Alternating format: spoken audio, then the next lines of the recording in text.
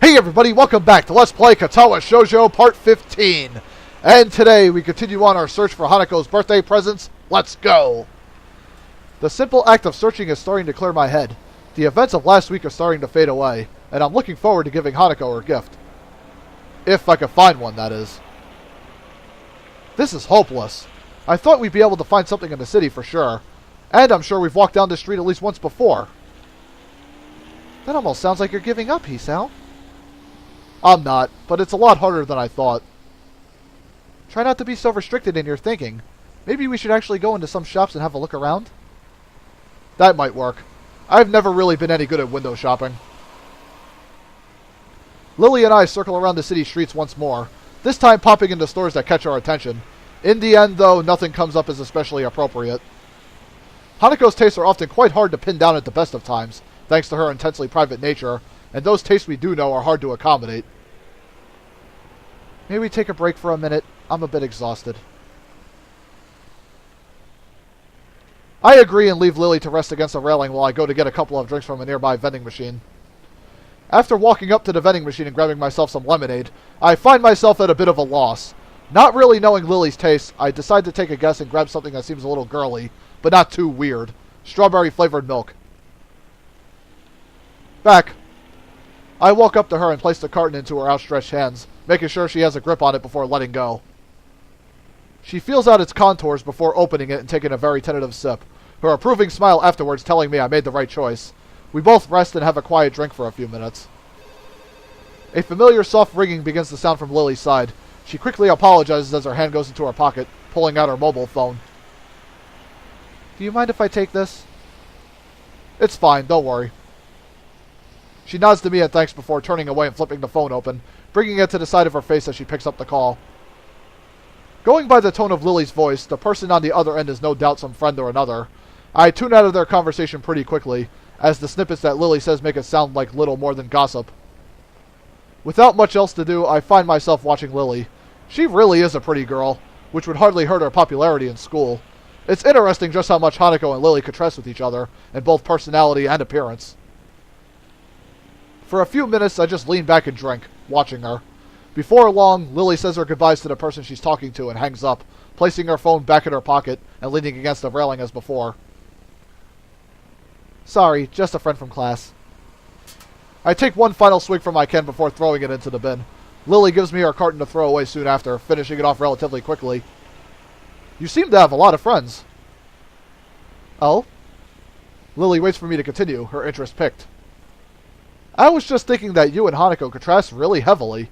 It's hard to imagine Hanako doing a lot of the things you do, or knowing the people you know. You seem to think about Hanako quite a bit. I don't know.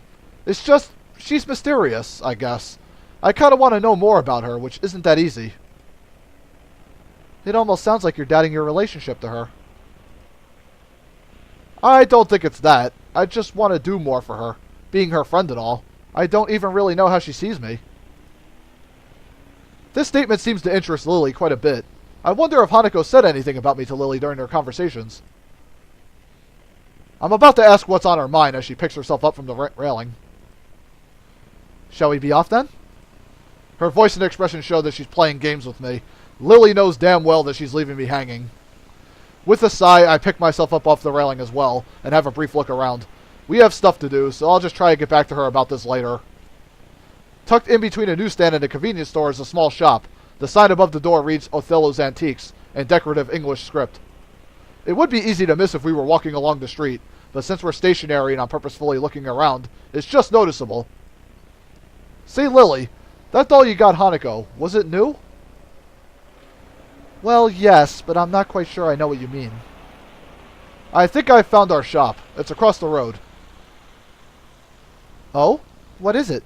Some kind of toy shop? It's an antique shop. I think it's probably going to be our best bet. Really? I didn't know we even had one of those near here. Neither did I. I missed it the first time we went by here. It's pretty well hidden. Well then, it can't hurt to check.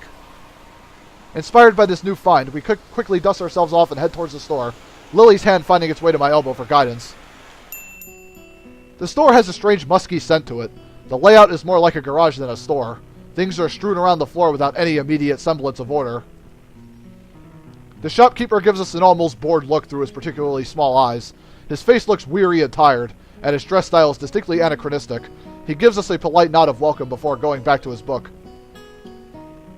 Lilly holds tightly onto my arm, and I find myself having to split my efforts between making sure we don't miss a potential gift for Hanako and making sure Lilly doesn't inadvertently bump into anything. The task is quite difficult given the haphazard way the store is laid out, and the many things poking out of the shelves they're on or sitting on pieces of furniture, but eventually we safely arrive at an old desk covered in dolls and teddy bears. I think this is the right place. There's pretty much every kind of doll you can imagine here. That should make the choice much simpler. Could you please pick one for me, Hisao? I had a feeling that it would come to this. I picture Hanako in my mind and try to imagine which of the dolls before me would suit her the best. My eyes wander across the collection. Each one is as exquisite as the one before it. The sheer number of styles is boggling, but eventually one catches my eye. Here, what about this one? I pick up a small porcelain doll that looks to be at least somewhat affordable.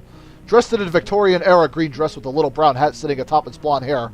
It looks a little like Lilly. I gently pass it to her, who delicately feels her way around the object while wearing a look of slight concentration. It certainly feels beautiful. Do you think it would suit Hanako, in your opinion? I think it would. It could look good in her room. In that case, I'll trust your judgment. Will you be getting her something as well, or shall this be a shared gift? I'm not sure. I think I should get her something myself, but I don't think getting her another doll is such a great idea. Maybe... I let my voice trail off as I look around the shop. Resting on a writing table not far from us is a decorative box that catches my eye. Wait here, I think I found something. My, that was fast. I gingerly walk through a collection of crystal glassware and pick up the box. The wooden sides are covered in carvings depicting ancient battles around a castle. The top, however, looks far too familiar. Alternating squares of white and black varnished wood are arranged on the lid. That's a really nice item. It's a chess set from overseas. The store owner's sudden appearance startles me a little. I didn't see him approaching at all. I suppose he's trying to help us because we don't really look like we know what we're looking for. Or, on the other hand, maybe he wants to keep an eye on us because he suspects we might shoplift instead. I'm looking for a present for a friend. I see. In that case, this chess set would make a fine choice. Realization floods into my mind. This is a pretty good looking set, but this is an antique shop. They're not well known for their bargain prices. How old is this? This is a reproduction. My best estimate is that it's about 5 years old. I see. How much? He thinks a little before telling me, which is slightly disconcerting. I'll let you take this now for 7,000 yen.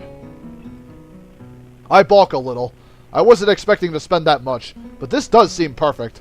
Then again, maybe that's a testament to how well he worked out how much he can make me pay. Couldn't make it 5,000?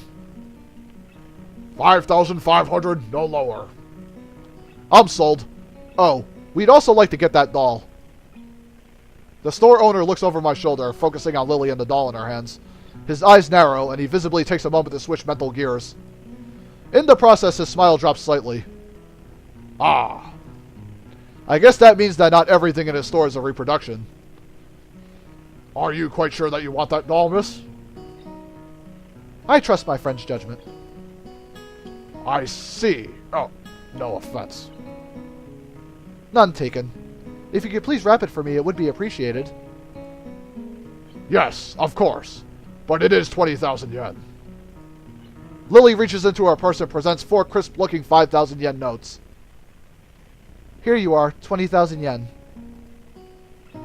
The storekeep dutifully takes them and the doll, and proceeds to the counter. I take Lilly's arm to guide her there.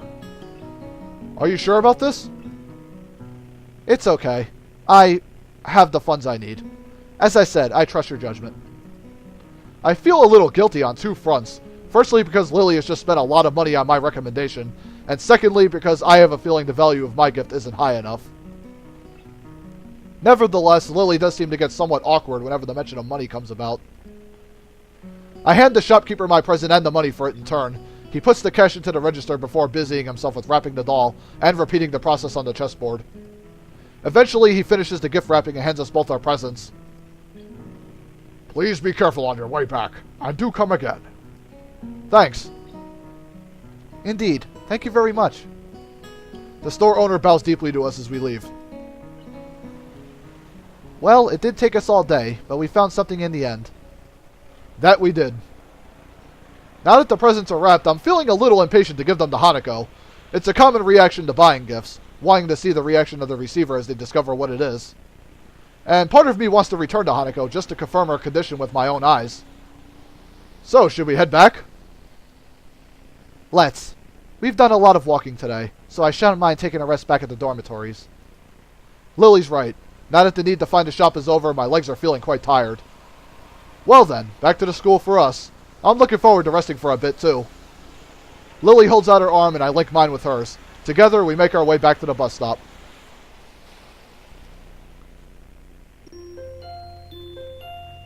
And just like that, another day done. Doo-doo-doo, love that music. Muto reads equations and formulas to us one by one in his usual unenthusiastic monotone, directly from the book.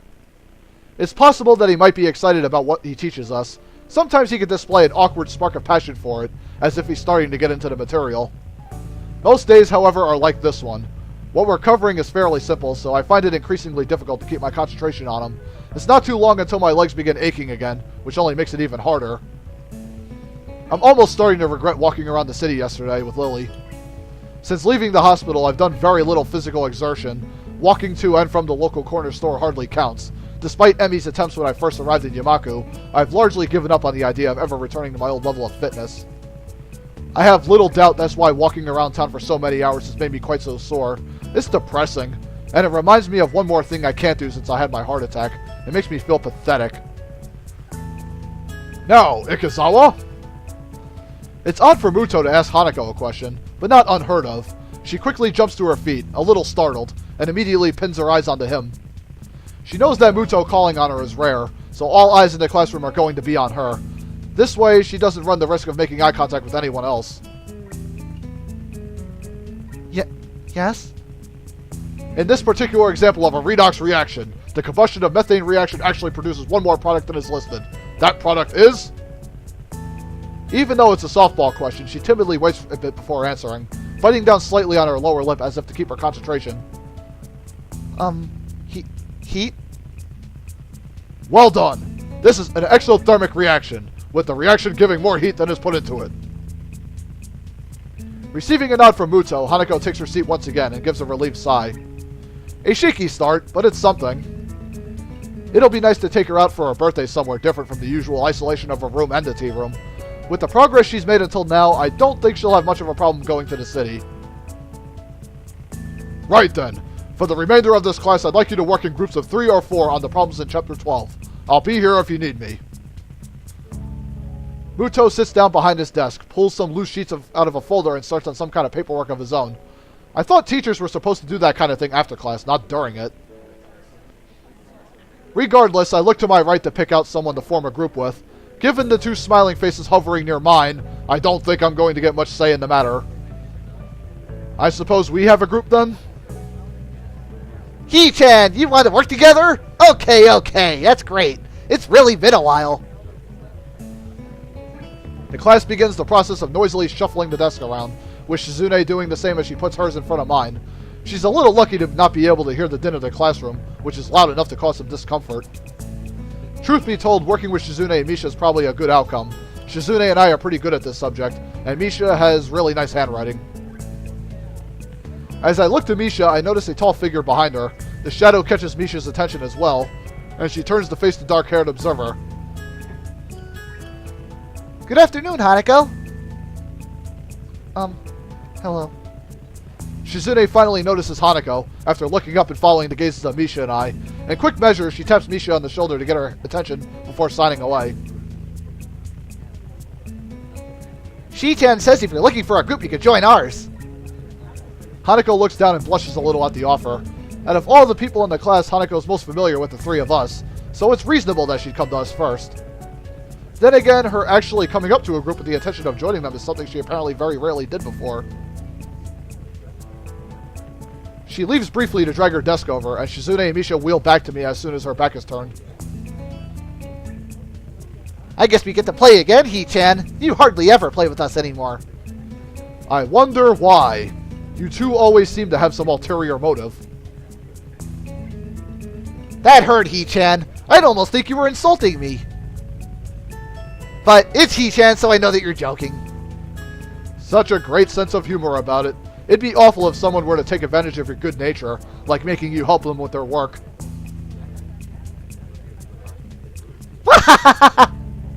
Shizune seems excited for a second, a little surprised that I'm willing to challenge her, but when she sees Hanako coming back, she backs off with a smile.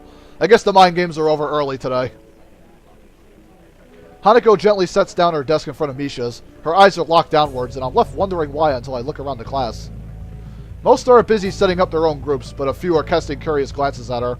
At this range, it's hard to tell whether that is where their interest in her ends, or if they are talking about her as well. It's strange. No one bats an eyelid when Hanako runs out of class to avoid group work, but now that she's making an effort, they're staring at her as if she's done something wrong. We all move to sort ourselves out, spreading our textbooks and worksheets around the larger surface created by the 4 joined desks. It isn't long before the class as a whole gets down to work. Hi, Hanako. It's nice to finally work with you. Yeah. Are you the reason Hee-chan has been avoiding us lately? She-chan says it's a little rude, but if Hee-chan wanted to spend time with a cute girl, it's understandable. I don't think it's like that. Hanako starts to fidget, unused to this kind of attention. I think that an ordinary person would drop the conversation by now, but Misha is like the antithesis of Hanako. Part of that includes being blind to ordinary social cues, while Hanako is overly sensitive to them. Because of that, Misha barrels ahead with the questions, too quickly for me to get a chance to interject and guide the discussion somewhere more comfortable. Really? So, he wasn't hanging out with you yesterday? No. I could feel my cover being blown already. Lily didn't want Hanako to know that we were out buying presents for her, let alone planning out her birthday party. It wouldn't be good for her to find out. Yeah, I was doing something else. You know how it is. Really? I wonder what was so important for Hee-chan to blow us off like that. If it wasn't to spend time with Hanako, then what could it be? It's really interesting. Now this is starting to feel like an interrogation. I'm surprised at how Misha's able to exert such a feeling of pressure without actually intending to. What? Were you with Lily? Out of nowhere, Hanako manages to stumble on the answer. She may be dreadfully quiet and shy, but she's very intuitive. What makes you say that? Yesterday, Lily said something similar. Suspicious! Hee-chan, I demanded you explain yourself! Hey, shouldn't we be doing the assignment? But it's so mysterious. Even Hanako wants to know. I turn to look at Hanako. It's true. From the expression on her face, it's obvious that she wants to know as well. And I think we're past the point where I could weasel out of having to provide an explanation. I apologize to Lily in my mind. She really did want to keep it a secret, but now it doesn't seem possible anymore. I feel a rush of conflicting emotions, so jumbled that I can't readily identify them, but they crash around in my head as I try to calm down and speak. Alright, I'll tell you. I went into town with Lily, but it wasn't what you think. Lily and I were, for Hanako's birthday, we were... The cat is out of the bag, but it looks like Hanako's taking it a little better than I thought she would. A brief silence passes around our little group as Shizune and Misha look at each other sheepishly. I can tell that they didn't expect their game to turn out like this. Misha looks up to Hanako in order to apologize, then pauses. Hanako is staring at the middle of her desk and barely moving, a maudlin expression on her face. I guess I was wrong about her taking it well. Hanako, I'm sorry. There's a few seconds pause, but Hanako lifts and shakes her head. It's okay. Her expression looks odd, like she's very tired. That doesn't seem natural, but it's nothing alarming. Nobody really wants to continue with the current conversation, so we open our textbooks and begin our group work. This is pretty dull. While the equations we're supposed to work out as a group will take a while, most of it is going to be boringly mechanical. It also doesn't help that while that didn't go as bad as it could have, it has left an awkward atmosphere around us. Still, we manage. Shizune's face betrays that she has about the same expectations of our work as I do, and the two of us begin to write our group's results. Misha, on the other hand, is scrunching up her lips and very visibly trying to make our heads or tails of what we're doing. Hanako is looking on quietly, absorbing what we write and what I say. She usually has the same expression when the teacher speaks. It's a shame her attendance is so unreliable. With the way she takes in information, I think she'd do quite well in class, if she actually followed the lessons regularly.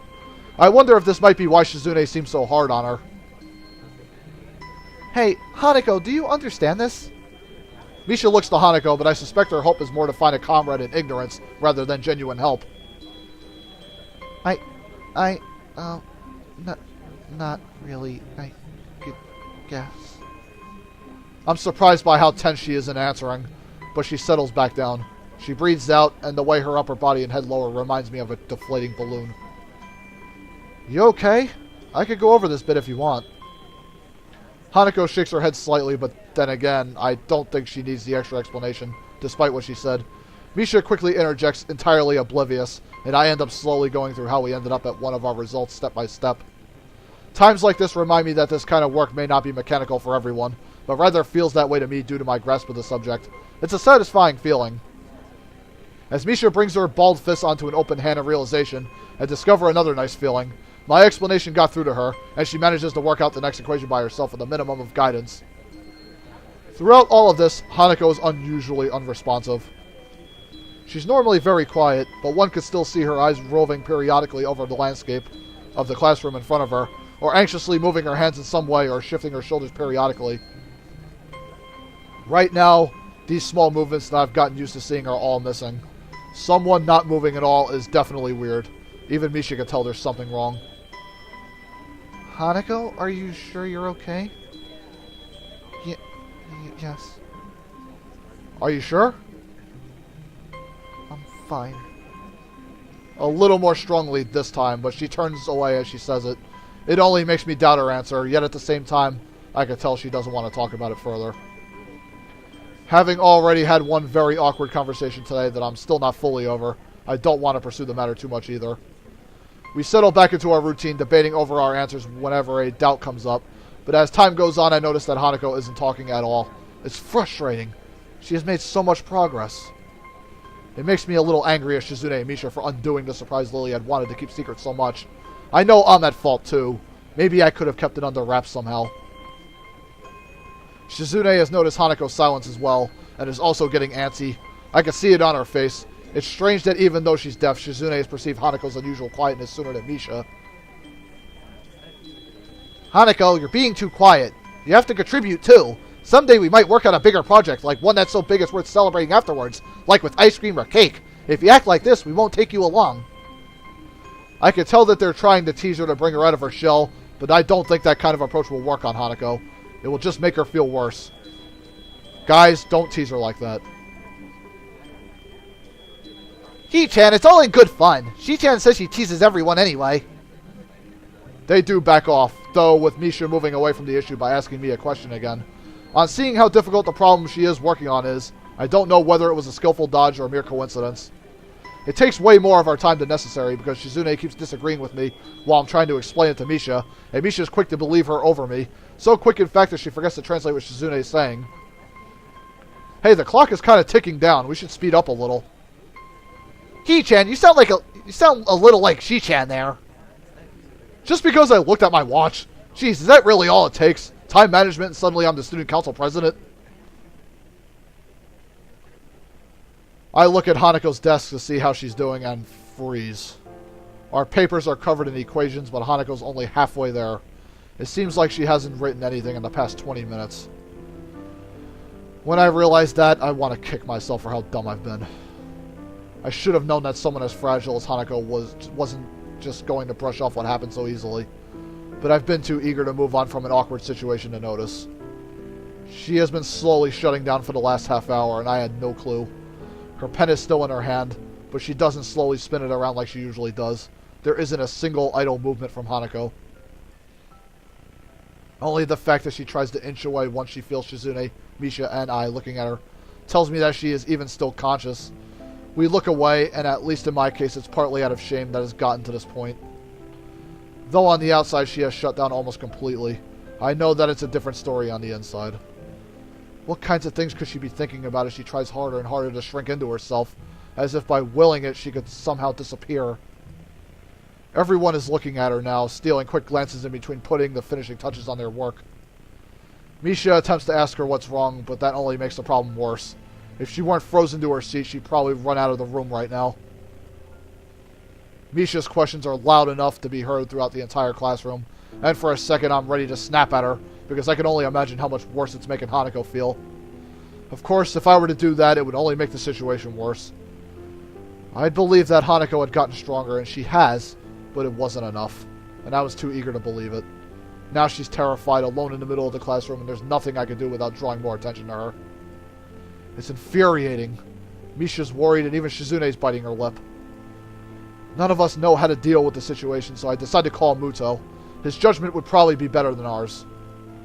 I look up and manage to catch his eye, silently motioning for him to come over. I want to make as little a fuss about this as possible, since if there's anything that would make this worse, it's more attention being focused on her. I know that Hanako could see everyone staring at our group, specifically at her, because they know that if there's a problem, it has to be her. Everyone knows her, and it's the first thing anyone's mind would leap to. Her reputation for being a Tron has marked her as an unusual person, even an unusual Yamaku.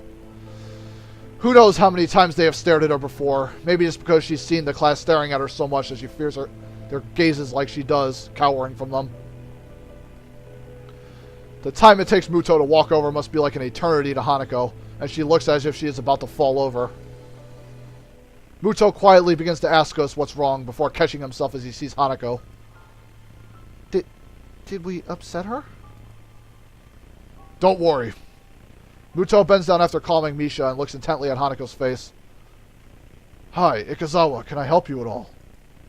His voice is hushed and gentle. Everyone's acting so differently around Hanako now that the whole class has noticed something's wrong with her. Hanako doesn't respond, so Muto gently rests a hand on her shoulder. She starts shaking at his touch, but won't even look up.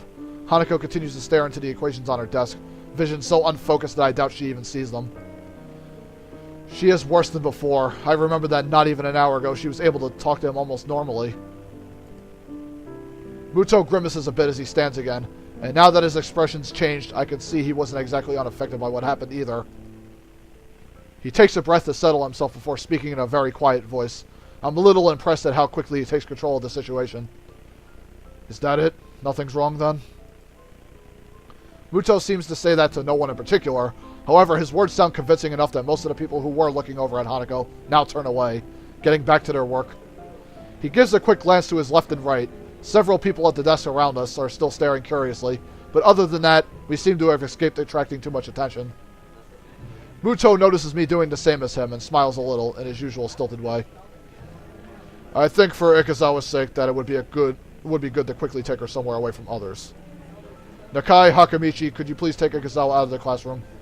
I'll keep everyone settled, so please don't worry about anything but her, okay? He looks at Misha to tell her to interpret his words for Shizune, but she's already finishing her translation by the time he does so.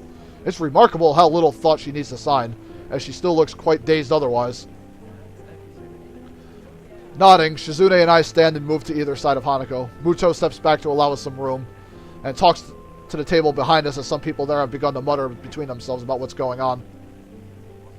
We look at each other before lowering ourselves in unison, taking one arm around each of our shoulders and lifting. The two of us begin to walk at a slow pace to make sure we don't inadvertently hurt her. As much as we try to make this look normal, I'm quite sure there would be many more gazes on us, if not for Muto's distraction.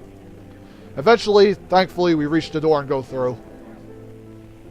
Nobody's outside, so we walk down the hallway. It doesn't seem like it's making her more at ease than she was in the classroom. Finally, I ask if she wants to just sit down. For a while, we simply stay in place and wait for her to say something. Shizune tentatively rubs Hanako's shoulder a little, but there's no response. Eventually, she shakes her head a little when Shizune tries again. Both of us are looking at her, so we pick up on it immediately. Shizune's hand again comes to rest on Hanako's shoulder as she awakens, her face lifting to two very worried and anxious people looking at her. She looks at us silently for a while. I'm initially worried she might freak out or do something extreme, but those fears prove unwarranted as her expression slowly changes from an almost lifeless blank state to a more normal withdrawn shyness. She wordlessly lowers her head, her eyes evasively moving to the side. She looks embarrassed, almost ashamed. I want to say something, anything, to help. I can't, though. I don't really know what just happened or even what caused it. I feel helpless and ashamed of myself for not being of any use. Shizune sighs before looking at me. Even without words, I think I can tell what she's asking. I'll take Hanako to the nurse. Is that okay by you? I try to communicate my intentions through hand gestures, but I don't feel like I managed to get through to her very well. Shizune makes a dreary face in response to my gesticulations, confirming my impression. She stabs her finger in the air decisively, first at me, then at Hanako, and then towards the stairs. She waits for me to nod before pointing at herself, then pointing at the door to the classroom. I get the feeling Shizune is much better at this than I am. I nod at her, since her plan is, after all, the same as mine. Shizune gets ready to make her exit, but she only leaves after looking at Hanako for quite some time. Are you okay with me taking you to the nurse's office? Hanako doesn't say anything or nod, but she stands up in place by herself, and when I begin to walk, she obediently follows. I've read about people being catatonic before, but I think this time I'm seeing it for myself. She looks extremely tired. After everything that's happened, it's not a surprise. After Hanako silently takes off her shoes and lies on the bed in the infirmary, the nurse and I take our leave. He shuts the curtain behind us, we both take a seat, and I quietly and thoroughly go through everything that happened in quite some detail. I want to understand what happened, and the nurse has as good a chance as anyone of knowing. He nods throughout my explanation, his face looking troubled as I finish. It must have been very troubling for you to have seen all this. I'd be lying if I said I wasn't. I get that she fainted, but I don't really understand anything about why it happened or why she's acting like this. He nods, but his face is clouded. You don't know either? Well, yes and no. It's complicated. I assume you've heard about the concept of patient confidentiality at some point. This is a bit of a minefield in that respect. I'm going to put this pretty bluntly. This is a matter for Ikazawa, me, and her therapist. I move to protest, but think better of it. I want to deny what he says, but if I think this through rationally, what he says makes perfect sense. I understand. Good, good. I wish I could help you more, but I think what Ikazawa needs right now isn't somebody prying into her past or her emotions. She just needs somebody to be there for her. She needs a friend. For what it's worth, I think you've done well in bringing her here. Sounds like you and your friends dealt with the situation well, too. I'd give you a lollipop or a sticker as a reward, but you might be a little too old for either. He gives a cocky grin, obviously trying his best to lighten the atmosphere. I'm not really in a laughing mood, but he does manage to get a smile out of me. Thanks. Do you mind if I stay here with Hanako? I appreciate the thought, but I think it would be better to let her rest for now. She'll be let back to her dormitory room this evening, so you can visit her then. I agree with him before standing. It feels like all I could ever do around the nurse is humbly agree to what he says, but it was the same with the doctors in the hospital, too. The walk back to the classroom is a long one, my mind feeling heavy under the weight of so many things happening so suddenly. Even as I re-enter the classroom, I'm thinking about Hanako. My stomach feels like it's turning into knots while I think about how to deal with her. I still don't know what I'm going to say when I see her again. Thankfully, the class doesn't pay me much heed. There are a couple of questioning glances, but overall not many people seem to be very aware of what happened. Muto raises his eyebrows to get my attention when I pass by his desk. Nakai, I take it Ikazawa's in the infirmary now? Yeah, I took her there, and the nurse said I should let her rest. Muto nods, assuring me that I made the right call. He scratches his chin for a second before rising from his desk. Everyone, I want you to continue with the exercise. Nakai, I'll see you in the hallway, please. His speech is hushed, but overall... Yeah, let me read that again. His speech is hushed, but overall he doesn't seem to be acting too differently from how he usually does. Being a teacher maybe is to be expected. As we go out into the hallway, I notice him taking a quick glance left and right to check if there are any students milling around. The hallway is nearly soundless, but I can't think of anything except waiting for Muto to speak. Nakai, what do you think the purpose of this school is? To cater to the needs of disabled students? Muto scratches his head as he shakes it. No. If we wanted to do that, we would have built a whole new school from scratch. One floor, talking whiteboards, that kind of thing. Look around, Nakai. This school is about giving you all a future that you would have been denied in regular education. Huh? Think of it this way. If we wanted you to graduate and go straight into a hospital, do you think we'd put in this much effort? The bluntness of Muto's statement temporarily stuns me, causing me to forget about the immediate situation. No. That's right. We want you all to leave here as useful members of society. I'm not quite sure I'm following you. I have high hopes for you, Nakai. You are possibly the first student I've had that gets my lectures. That isn't something that a teacher should be admitting so freely. You could easily take your studies of science well into university. Have you ever considered that? I can't say I have. Well, what have you considered? For your future, that is. I can't say that I put much thought into my future. For a moment, I'm distinctly reminded of Lilly questioning me about the same subject. It's only been a little over 5 months since I was gasping for air on the ground. It's too soon to be thinking about the future. And besides, Hanako's problems seem much bigger to me right now. Muto gives a disapproving sigh before continuing. Think of this place as an opportunity. Here you have boundless facilities, good teachers, plus the added bonus of the nurse and his staff. You should be doing nothing but thinking of the future. Right. As I raise my head to meet his gaze, a thought occurs to me. It's almost like Muto totally sidestepped the issue at hand. Excuse me, but why do none of the staff seem to care when Hanako skips class? I've seen you watch her walk out of class more than once. Shouldn't you at least say something? Well, Nakai, it's not really that simple. Every student here has a special needs. If it weren't for that, then we wouldn't have a school here. For example, I wouldn't keep you in class if you were having trouble breathing, would I? But that's not... Muto cuts me off before I can even think about finishing my sentence. Ikazawa's case is very much like that. But instead of CPR or a pacemaker, what she needs is time and space. The faculty was made aware of this from the day she arrived here. Thus, whenever she feels the need to leave classes, we let her do so. And even though she isn't a star pupil, she seems to pass all of her exams, so it hasn't affected her ability to study. Isn't that enough? I open my mouth to protest, but I can't find a fault in his argument. While her condition does at first seem to be wholly physiological, its worst effects have been on her psyche. It still puts me off, though. Isn't he just passing on the responsibility for her problem? Surely she can't go on like this for her entire life. I understand that you might not be used to this kind of thing yet. It's been a big change for you. That said, it's less than a year until graduation now. Maybe you won't have to get used to this school. If you keep your head down, I'm sure you'll do well enough in your exams. I numbly nod, more to simply acknowledge that I'm listening than out of agreement. I felt like I was getting used to this school, but it feels like it's just been thrown back in my face. But what about Hanako? I believe, well, I hope that she will perform well enough to do what she wants to do. What that is, I don't know. Not all students leave school with an idea of what they want to do, unfortunately.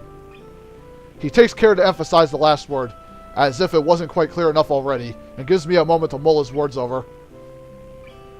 Today's been a troublesome day for you, and I doubt you'd be able to concentrate much anyway after all that's happened, so I'll allow you to take the rest of the day off.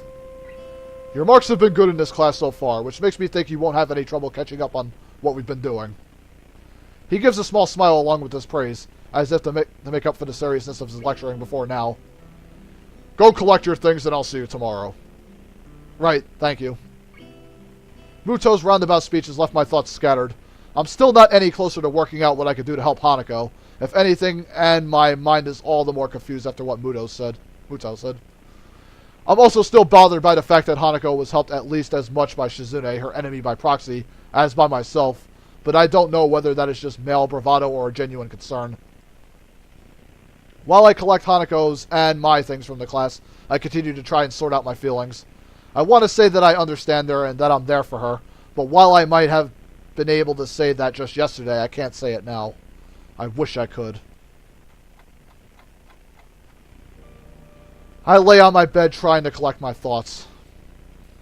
And folks, on that sad note, we're going to cut it off here because we're going almost over 40 minutes here. We'll save the rest of this storyline for the next part, so stay tuned for Let's Play Katawa Shoujo Part 16, when Hisao will hopefully get his thoughts together, and maybe we can finally pull Hanako out of that darkness and help her into a better place, and maybe have a brighter and better day. Anyways, see you then, peoples!